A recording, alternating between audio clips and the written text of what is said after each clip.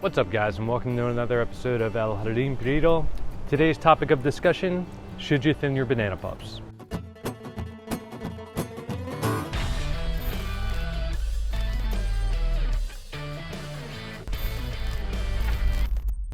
Alright guys, so I've done a few videos on how to thin and transplant banana pups. It's pretty common for people to say that the rule of thumb is like 3 to 4 pups per clump of bananas that you have. So I did a little experiment, partially out of laziness, but I planted these, well, they were labeled ice cream, but they turned out to be Namwa bananas that are still delicious. I planted one of these probably nearing the 2-year mark right about now, and I have yet to thin them out at all. I think I thinned one pup out a while back just because I wanted another clump, but I was a little bummed out seeing that one of them is going to flower, I'll show you in a second, in my neighbor's yard, which I can probably still get access to, but it's just kind of a gray area, common courtesy, like, okay, I may have to let them go if they decide to cut them down or something, you know, no big deal. Anyway, to my surprise, I'm seeing 2 more flag leaves on my side, luckily, of the property. And so I have 2 more going to flower in the same clump. So I haven't divided these at all or anything other than that one way back when. Let me show you guys real quick. So you'll have to forgive me, I am on my wide lens here, and you'll see this is the fence, so that's kind of in the neighbor's yard. We have one flower started, but let me see if I can get a nice vantage. If you look on this one, there is a flag leaf. I don't have the best vantage for this. I might walk out for you guys in a little bit to show you, but this one should be a little more evident. Yeah, there's quite a few leaves in the way, but there's not only a flag leaf, but you can actually see the flower pushing out there. And this is quite a crowd in this clump, as you'll see.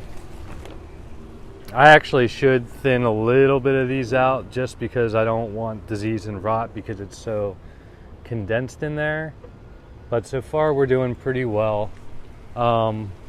When I harvest the fruit, I'll be cutting down these mother trees anyway, so that'll free up some things. Maybe a little harder to see from back here, but same principle. This one here is going to flower, and there's one behind it going to flower, as well as the one in my neighbor's yard. So that's pretty awesome. Alright guys, I'm here just a few days later, but I did want to better illustrate the canopy up here where we're getting some bananas. We have one, of course we have this one, 2, and then we have one more coming down over here. Alright guys, so that just goes to show you can't always believe what you hear. I don't want to speak too soon because I'm sure there may be technicalities, like possibly depending on the variety, maybe the location, but something tells me maybe you don't get as much production. And I'm sure in a commercial farming, or not even commercial farming, but you know, where they're farming and trying to get the most out of their bananas, there might be a technicality, you know, you want to separate because you'll get more racks or more hands per rack or something like that, or faster or fuller bananas. I've said this in a past video. Part of me thinks that rather than the pups sucking energy out of the mother, that with extra leaves and stuff, the pups, since their roots are all combined, may be adding and helping to photosynthesize more.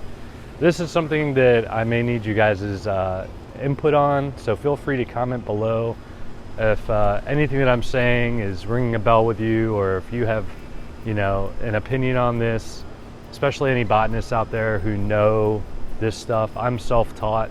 I do a lot of research, but I'm just kind of learning along the way. But I encourage you guys to do experiments like this. I have heard this rule of thumb. I've always kind of abided by it, but I thought, you know, I was still, in all honesty, contemplating on thinning this out. But once I saw that go, I didn't want to tamper with anything, the first flower. And then I see 2 more flowers.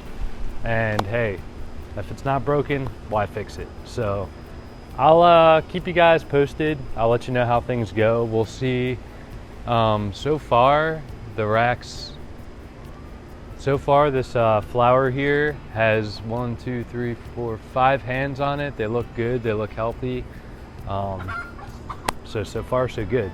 All right guys, like I said, comment below. Let me know what you guys think. I will do a future video and keep you guys posted on how this progress goes. And don't forget to subscribe if you haven't already. I do have a lot of interesting videos of this nature. Anyway guys, let's keep this short and sweet. I just wanted to, I literally saw this morning and I was like, I've got to cover this. This is awesome. You know, for anyone who, I have quite a few clumps around the yard of different varieties. So this is something I wanted to get out there and share. One of those like wow moments in the garden. So yeah, I thought I'd share that with you. Anyway guys, that's gonna do it for today's video. As always, thanks for tuning in. Until next time.